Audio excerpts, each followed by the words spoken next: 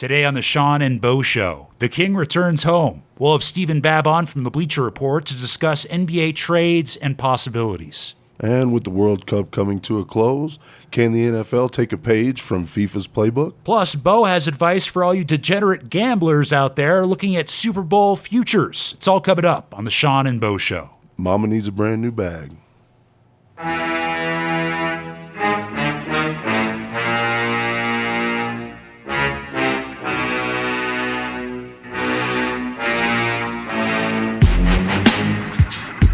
Yes, it is the Sean and Bo Show, episode 11. What's up, everybody? My name is Sean O'Donnell, along with my co-host, Bo Greer.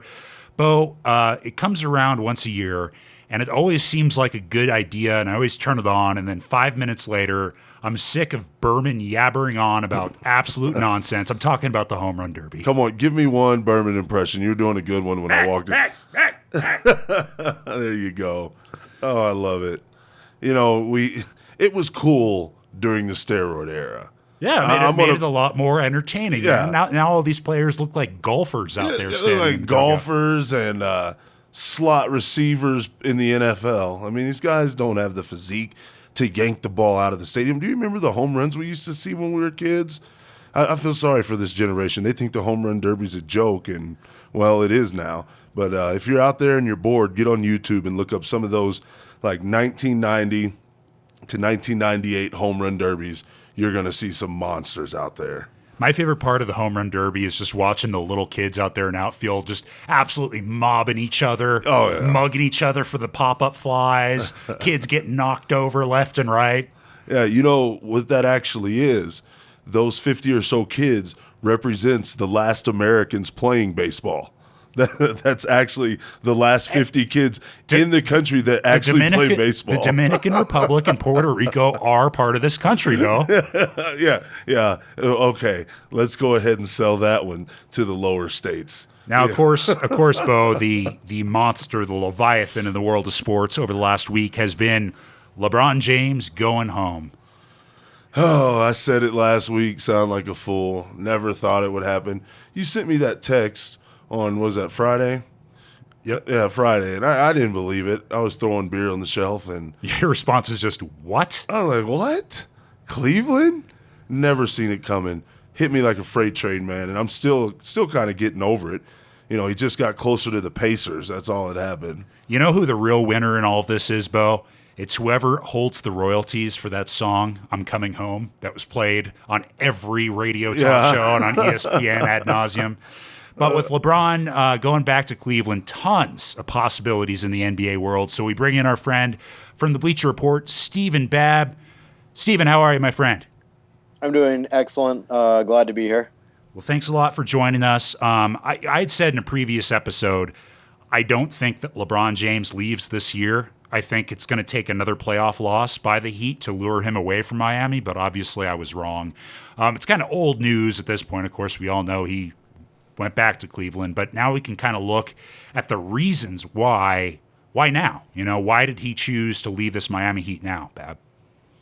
I think he had a bad taste in his mouth after those finals. I think that he started to see the age and the limitations on Miami, and I think that rubbed off on him a little bit. But, if you buy his story and his letter and what the essay said, then this was not a basketball thing. It had more to do with wanting to go home and be, part of his home state again. I'm not sure how much I buy that 100% because at the end of the day, Cleveland is a much younger team.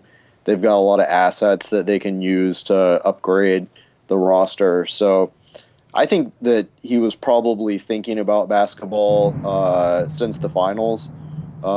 He just didn't really want to make it sound like that. That sounds like a little bit too, of a selfish motive. So he wanted to make it about non-basketball reasons, supposedly. And if you do hear thunder in the background, Stephen, we're fine. We'll be okay. We just have a good southwestern thunderstorm / hurricane rolling through right now. But as far as LeBron in the playoffs, if he wins, do you think he still leaves?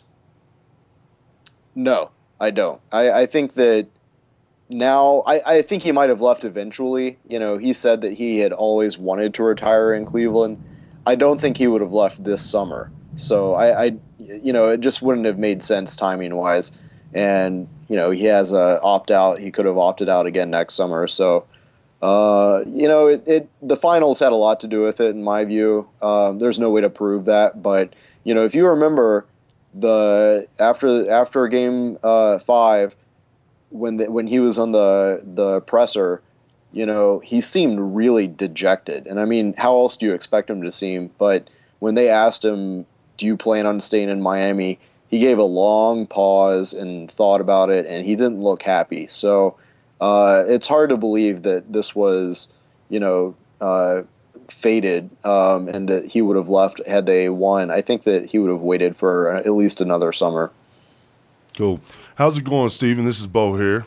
Hey, Bo. Oh, you enjoying your summer out there? Is it getting too hot down in Texas?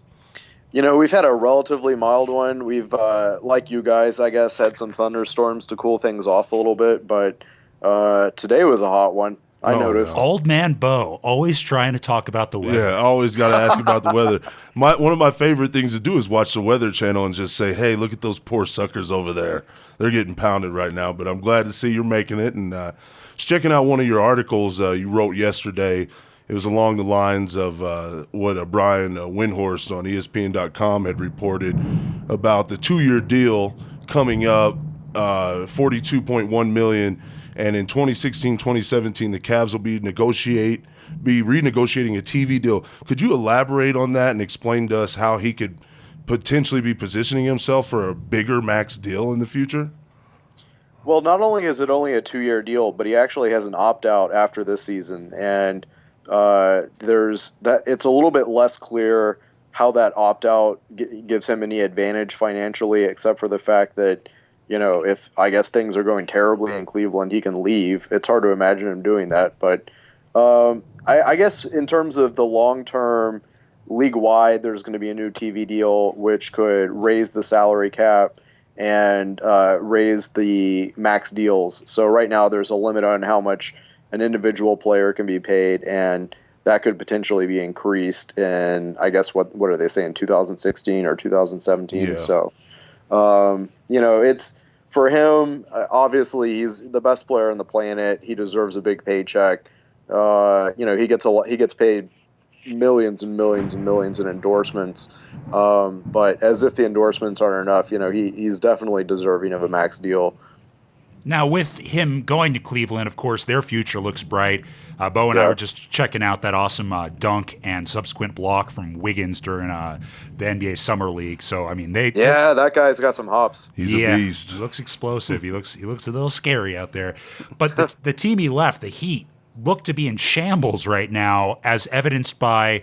I remember you and I were talking a little earlier this weekend about Bosch and the Heat signing Bosch, and that to us was probably a bigger surprise than LeBron leaving, right? I mean, like, I thought so. It seemed like he was halfway out the door and going to the Rockets.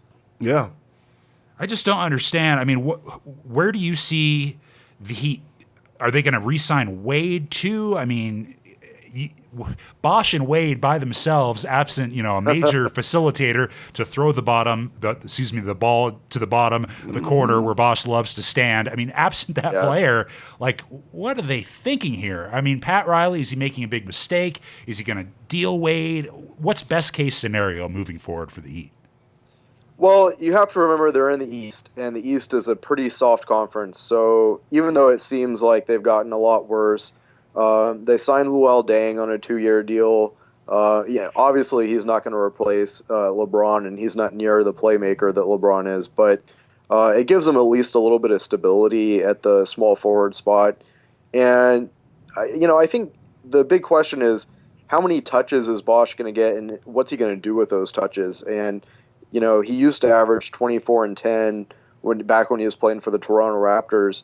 And this year he was averaging like 16 and a half points, about a little under 7 rebounds.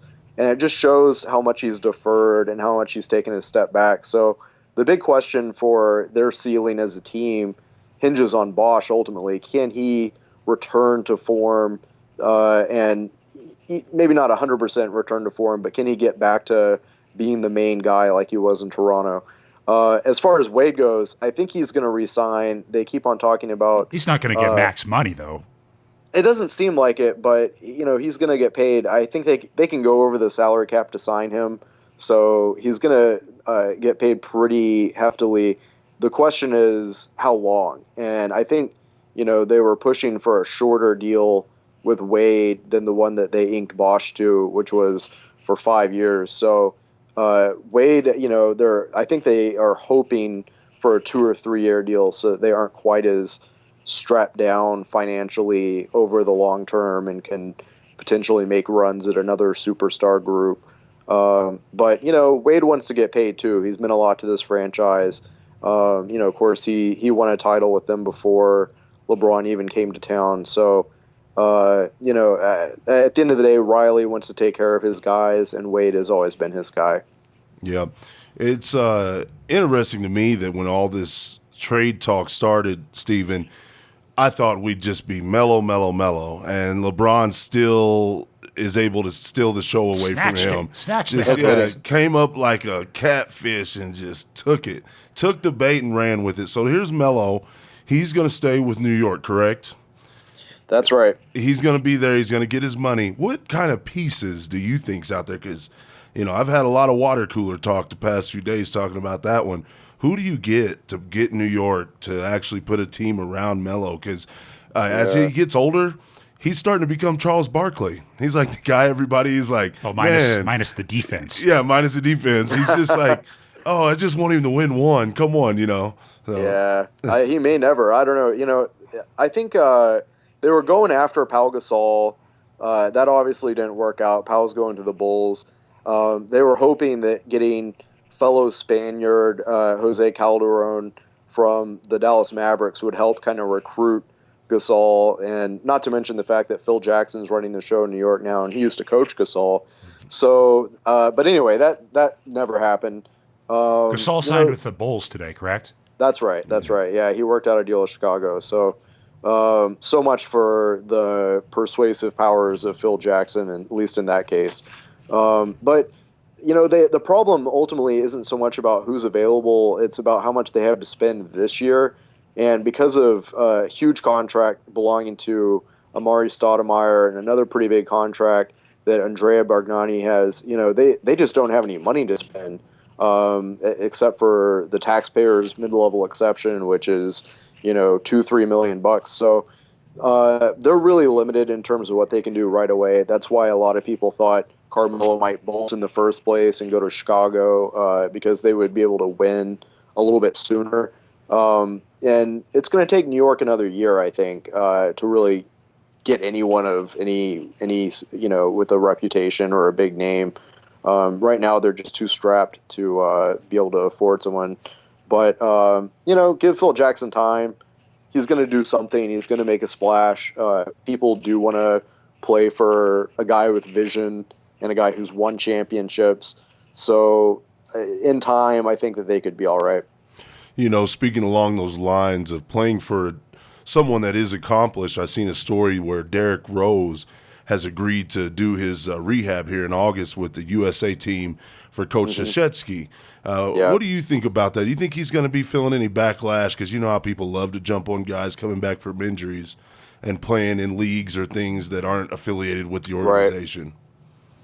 Right. It's hard to say. He could probably use the practice and just getting some rust off of him. I think that isn't the worst idea in the world. But D Rose has just gotten really unlucky, and it's sad because he's a former MVP. He's been touted as the next great up and coming point guard, and he's just been out of the game for the last 2 seasons.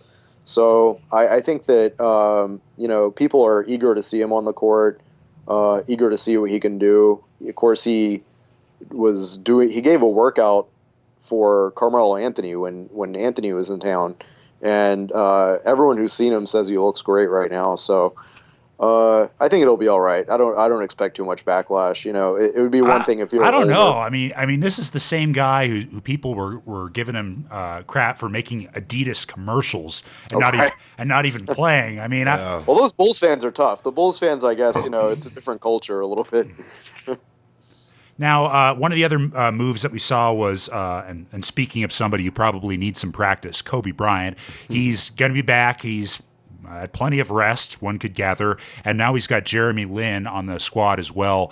How do you see Lin fitting into the Lakers organization? Do you think that he'll be a good facilitator for Kobe? Do you think they're going to try to groom him to be a lesser next Kobe? How do you see that going?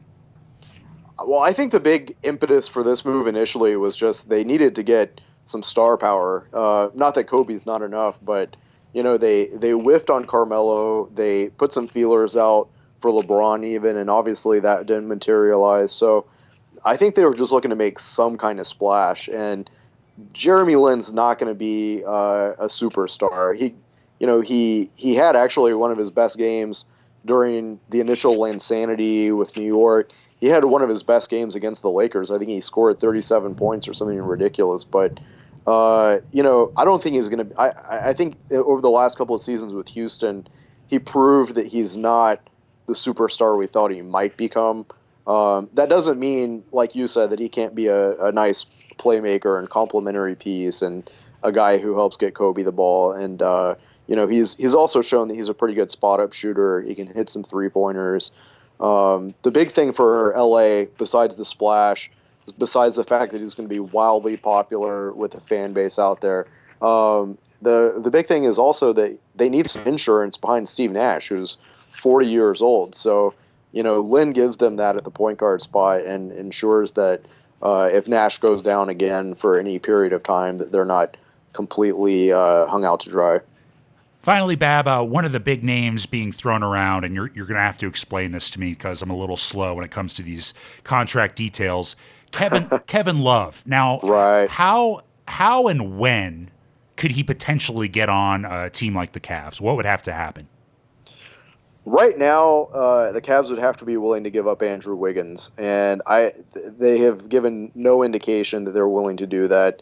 All the reports that have come out thus far suggest that just the opposite, that they really want to hold on to Wiggins.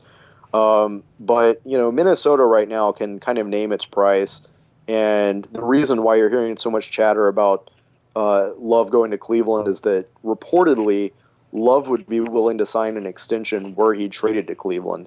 And of course, if you're another team out there besides the Timberwolves who's interested in Kevin Love, you don't want to trade the farm just for a 1-year rental, and he's going to be a free agent again in 2015. So, the teams that are looking to trade for him need some assurance that he's going to stay beyond that first year. And he's apparently indicated that he would be willing to stay beyond that first year in Cleveland. Obviously, LeBron has a big part to do with that. So, in terms of how it happens, look, Cleveland has a lot of assets. They've got Wiggins, they've got Dion Waiters, they got Anthony Bennett, who was the first overall pick in 2013. Tristan Thompson. They've got some good young players with a lot of upside, and that could intrigue Minnesota. But Minnesota has also, been in talks with the Warriors, and they want to get Klay Thompson. And apparently there's no dice on that deal either because the Warriors really want to hold on to Thompson. So it's going to be tough for Minnesota to get what they want out of a deal. But Cleveland certainly has the resources to get one done. Man, I kind of feel bad for the guy. He's got to live in Minnesota and then potentially Cleveland. It just keeps getting colder. Oh. Well, maybe not colder, but that's stays what pretty you cold. get when your uncle's a beach boy. Yeah, it'll get rustier. Oh, yeah. His name is Stephen Babb. You can read him online at BleacherReport.com. Stephen, thanks so much for your insight. Hopefully we'll get to talk soon, man. Anytime, guys. Have a good one. You have a good one, Stephen. Coming up next on the Sean and Bo Show, was the World Cup fixed? Some very interesting conspiracy theories being floated out there, Bo. I know you're all about that. I'm all ears. Plus, Bo has some advice for you gambling degenerates. Don't miss out. It's all coming up on the Sean and Bo Show. Hey, folks, thank you very much for listening to the Sean and Bo Show. Find past episodes. Go online, seanandboshow.podomatic.com. That's seanandboshow.podomatic.com. And as always, we absolutely rely on you to spread the word about the show. Please tell a friend, neighbor, coworker. You can subscribe on iTunes. And again, listen to all those past episodes. Hit us up on Twitter at Sean and Bo Show. And if you have any questions, comments, or sponsorship inquiries, you can feel free to email us. The address, seanandboshow@gmail.com. Back to the show. Welcome back to the Sean and Bo Show. Now, before we went to break, you heard my co-host here talking about conspiracies at the World Cup. I'm all ears. Let's not waste any time. Let me know what's going on. Okay, Sean. so this is the rumor that I heard floated out there after Brazil's really bad performance and then kind of even worse performance in the consolation game. The rumor was that Brazil threw the game. Now, that's a pretty startling allegation, but that's nothing new for FIFA. There's always this talk of corruption out there. And in fact, an anonymous Twitter user created an account, named it FIFA Corruption, and before the final game, like 24 hours before the game, said, FIFA's corrupt. I will prove it. Okay? Then he screenshotted a bunch of different messages. Let me pull them up right here. Let's see. He says, there will be a goal in the second half of ET. True. Goetze will score. True. Germany will win. True. And tomorrow's scoreline will be Germany wins 1-0. Pretty amazing, right? Pretty damning evidence. Just some guy on Twitter, right? Well, there's a bit of a rub, Bo. He posted every single possible outcome for the game, including like every player name will score. This game will be 3-1, and then just deleted the tweets that obviously didn't work out to how the game finished. Pretty ingenious until somebody dug up his post history and found out what he was doing there. Come on. I was riveted for a second. I was like, wow, but FIFA might be corrupt, but are there any real Nostradamuses anymore? Come on. No, I don't believe so. Now, what goes together better than peanut butter and jelly? I don't know, maybe peanut butter and chocolate, or German soccer and Rihanna? Oh, no. Yeah. Riri was at the game. She was partying it up. Why?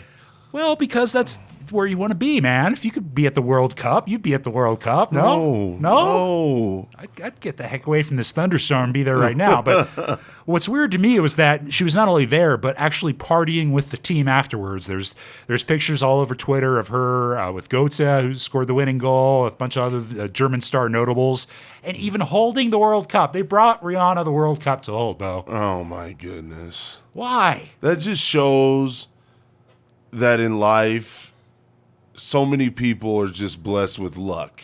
There's somebody out there who busted their tail.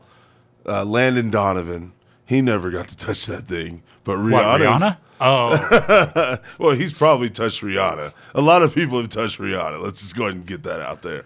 But no, it just shows in life.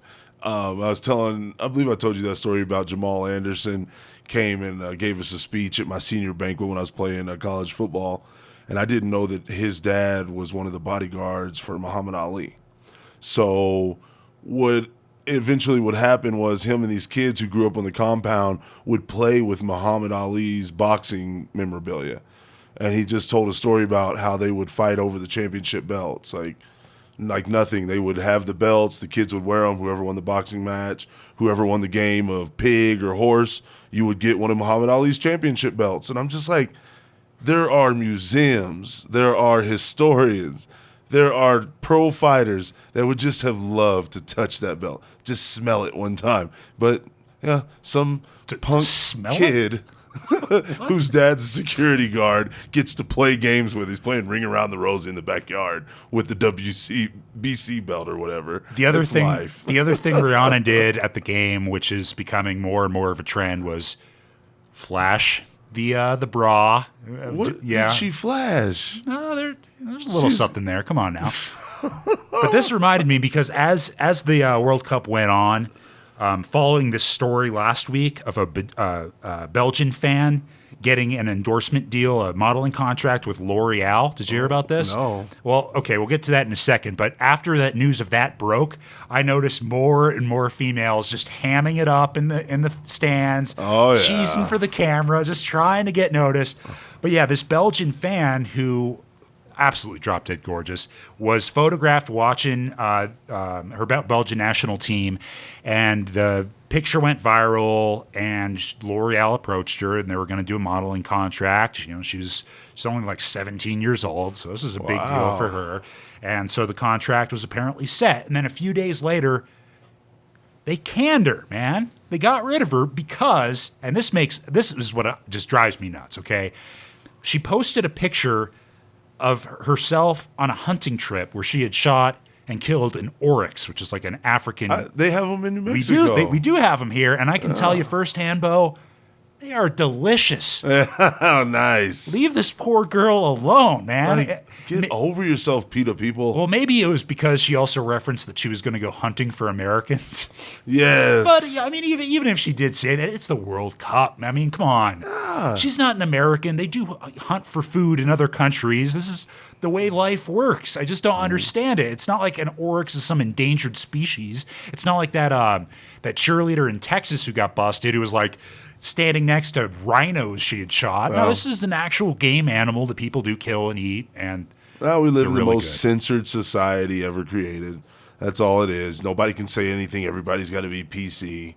Don't want to hurt her feelings. Let the pretty girl eat her oryx. Yeah. Come on, man. I mean, I know if I was the CEO of Realtree, who, you got Realtree, Bass Pro Shops, I'm pretty sure I could give her about $200,000. I got 6 NASCAR drivers, a few of those motocross racers. She could pose next to them. Please, if somebody's out there listening, Realtree, pick her up. I'd love to see her on one of those calendars that you guys give out at all the races. Damn it. Now I'm hungry for oryx, man. Oh, now I want to go hunting. You're telling me about this oryx meat. Golly. They put them in New Mexico, in southern New Mexico, near White Sands, because it's so close to the African climate where they're actually naturally found, and they thrive down there. What is the meat like? Is it a greasy meat? It's similar to beef, but like I would say that there are 2 red meats that I've had that are better than beef. Okay. 1B is elk and 1A is oryx. Wow. It's so good. I mean, you could give somebody an oryx steak and tell them it's, ribeye or something like that. You would never know.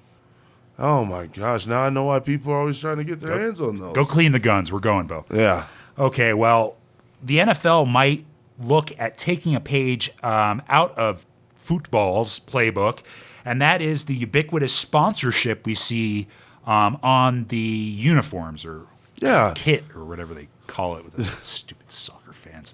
For the longest time when I was a kid, I didn't understand that. I would see club soccer on TV and I'd be like, what are those patches? I used to, like the one would be Fly Emirates or whatever. Airline. And as a kid, I didn't know what that meant. I was just clueless. As an adult, I'm like, that's genius. You have half of the world watching this sport, and you want to teach people about sponsorship? Do it like that. The NFL, you're $1 billion industry. Come on, tell me NASCAR hasn't worked out for a few companies. Well, you know what would be awesome is if they did allow that in the NFL, and as a result of doing that, they would have less commercials. Yeah. That's an idea I could get behind. Of course, the NFL would never do that because they want to make as much money as possible. So you would just get billboards on jerseys with the addition of way too many commercials. But it might be one of those things you could convince them to do that if they were trying to either A, expand the schedule and put more expansion teams in there, But any other scenario, I couldn't see them wanting to do less commercials. But if there were, let's say, 6 more teams and they played 4 or 5 more games, then I could see them wanting to condense Sunday football into these packages where, you'd have the divisions tipping off at a certain time and your idea would work. But Yeah, usually that doesn't happen. Once somebody figures out they can make X amount of dollars, they want to make more dollars the next year, the next quarter, because that's how business works. That's capitalism. So all we would be looking at is, I could see like blockbuster movies. You would see like Spider-Man 4 on Des Bryant's jersey for the Dallas Cowboys, and your team, the Kansas City Chiefs, would be what's a good Disney flick? Crudes, or one of those Pixar flicks. My kids like that. You'd see like advertisements for movies, and it just wouldn't look right. It'd probably change every game too. Well, I mean, with football, like these club teams, they don't do that. They just have like your one big corporate sponsor, and you have it for a whole season. Yeah, but we're Americans. We're too ADD. That's like the reason the NFL's awesome and baseball sucks and basketball doesn't get fans until the playoffs, because football's easy. It's 2 time slots on Sunday, 1 game on Monday, and now you got the game on Thursday.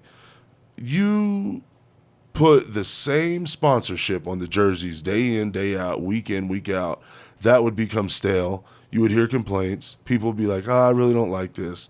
But if it changed, if it was like NASCAR, where you didn't know if the Cowboys were going to wear the Pepsi-colored uniforms. See, that's what I was going to say, though. It's like because NFL fans are so vitriolic, like if Tony Romo is wearing a Doritos patch and you have all these Cowboy haters out there, they're going to like boycott Doritos. It's not like other sports. It's you're like, right, dude. You know, people have passion for their teams. They also have passion for their nemesises. So, you could see some corporate backlash there, but I have a feeling that you'll see it.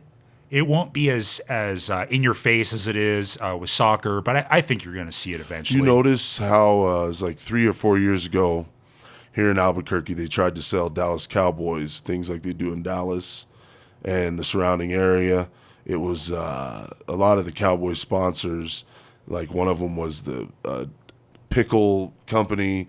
Another one, I think, made bread, and they had all different like Dallas Cowboys editions. Oh, the packaging. Yeah, the packaging. Yeah. I remember that. Well, I was thinking the reason that probably didn't take off in Albuquerque is because there's so many different fans of teams. People probably, I don't want none of that Cowboys Bud Light. Get the Coors. Get that out of here. I don't want that Dallas Cowboys Bud Light in my house. I'm a Denver Broncos fan. So, I definitely agree with you on that one, man.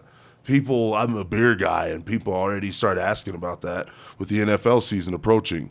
You know, what sponsorships are going to be up there, because they want all the banners and signs. People have taken that stuff and hanging it in their garage for Super Bowl parties and stuff. Now, Bo, on a previous episode, you and I had a wager. I don't think we actually bet anything on it, but we had a wager of which team would be the first team for one of their players to get into like major legal trouble. I think I said Redskins. I don't remember who you said. We should go back and look at the tape. But it looks like you can probably give the prize to the Baltimore Ravens. Yeah, you seen my text the other night. 1 out of 4. Ladies and gentlemen, sit down for this. This statistic is breathtaking. 1 out of 4 NFL players arrested this offseason was a Baltimore Raven. And it is just like there were only 14 players arrested. So what the league's looking at is everybody else getting the message, and what's going on in Baltimore? Because how does the rest of the league – you have teams out there that haven't had arrest. They haven't even had a traffic stop, DUIs, suspicion. What was that? Just like 4 years ago, there was like 46 NFL players arrested in the offseason. Goodell, good job. I wish I had we were in one of those professional studios where we could do round of applause in the background. We'd have everybody, woo! Yeah, this is all for Roger Goodell, because whatever you're doing, the policing, your structure, it's working. And you need to just journey on down from New York out of your office, head on over to Baltimore, stay away from those neighborhoods that were featured in The Wire, and go talk with Harbaugh and the management. No, Bo, you're looking at this the wrong way. It's a fierce tradition in the Baltimore Raven organization of high-profile crimes. This is just their MO.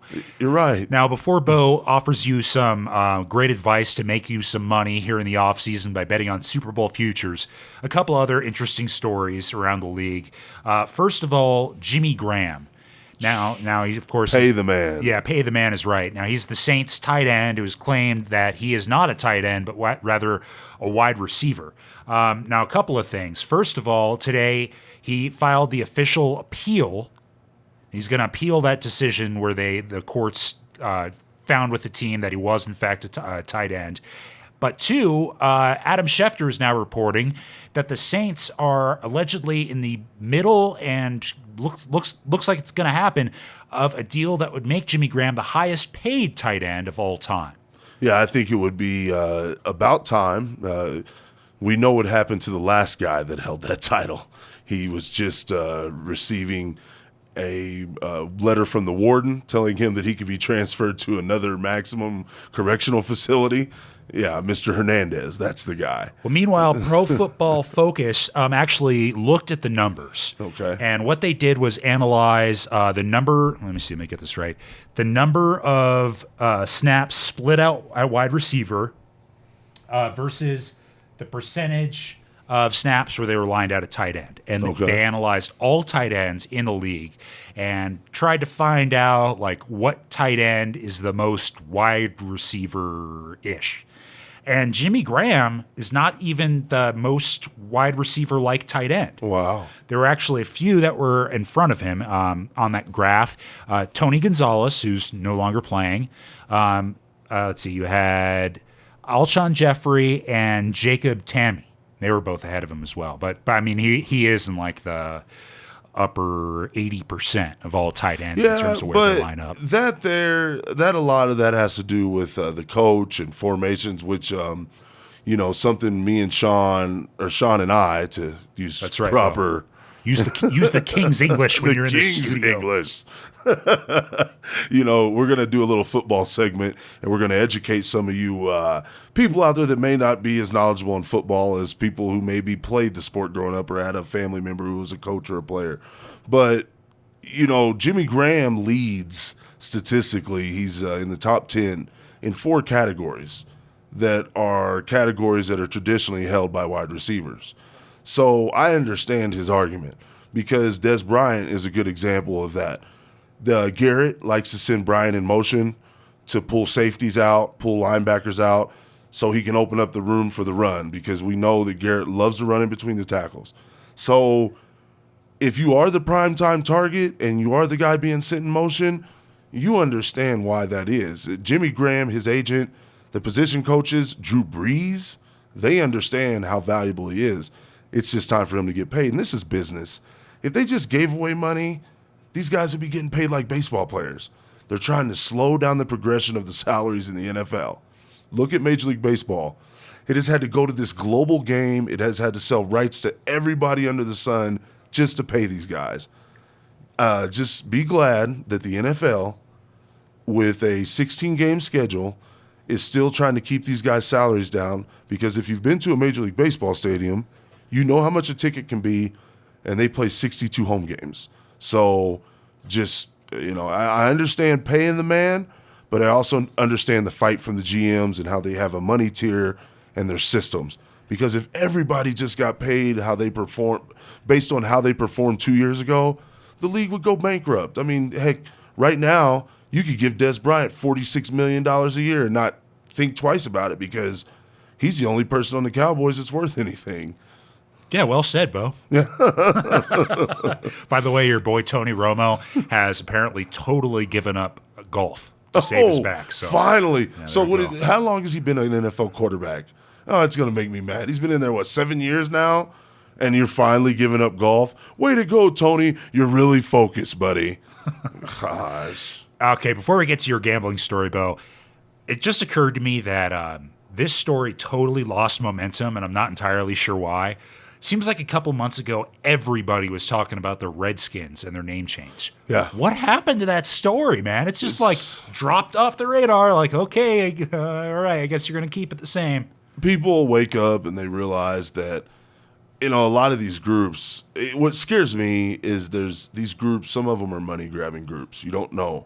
It's hard to sift through the real civil rights and the activist groups to find the groups that are just going to position themselves to sue, buy a copyright, or get a portion of the proceeds that are made after the lawsuit's put in place. So I don't know what happened with this one.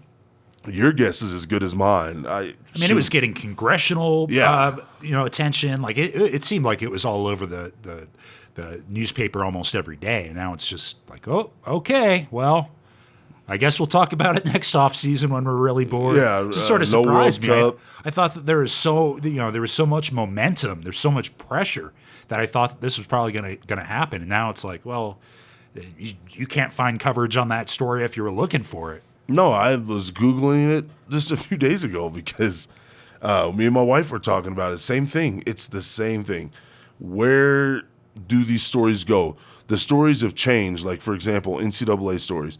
You and I talked back on episode 3 about the NCAA lawsuits and what's going on with that. I've contacted people. I heard a few things back, but it's like this lawsuit is taking place out there somewhere. But to get involved with it or find out, even the lawyers I have working on this, he was kind of puzzled. And the way he was explaining it to me, I barely even understood what he was saying. So it is true. It just makes you wonder when they tell us these stories about the people with all the money and the power. How do they crush us like this, All right, speaking of money and power, Bo, You're about to make us a little of both. Now, you've been looking at some numbers from a Vegas sports book, and right now there are some prime opportunities for what, Super Bowl futures? Who's going to win the Super Bowl? Oh, yeah. It's prime time for that kind of stuff. Right now, if you want to make a ton of money, let's just put everything out there on a $100 bet. You got $100 from your uncle. It's your birthday. Happy birthday. Here's $100. Don't spend it all in one place. 200 to 1 odds on the Jags winning the Super Bowl. Not going to happen. I don't know if I'd throw my hundo at that. That's not going to happen. Good luck. But there are some respectable teams out there with some decent odds. The Denver Broncos are 13 to 2. $100 would get you 650 back.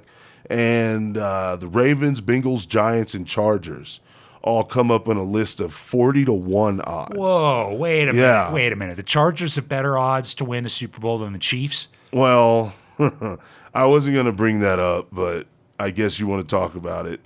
Chiefs, Cowboys, Dolphins, Rams, Buccaneers, and the Redskins are all sitting at 50 to 1. I was going to kind 50 to 1? Who are these odds makers? You guys are a joke. Like 50 to 1. I feel insulted. Don't feel insulted. Put your $100 on them and count your money to the bank if the Chiefs win it, man.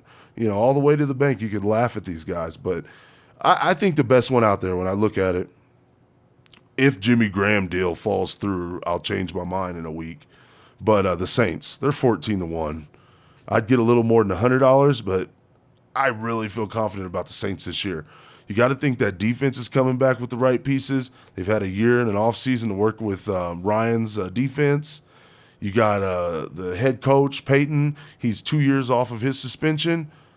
I think the Saints were poised to win a couple Super Bowls in like a 4-year span. What about the Niners? Where were they at? 7 to 1. 7 to 1.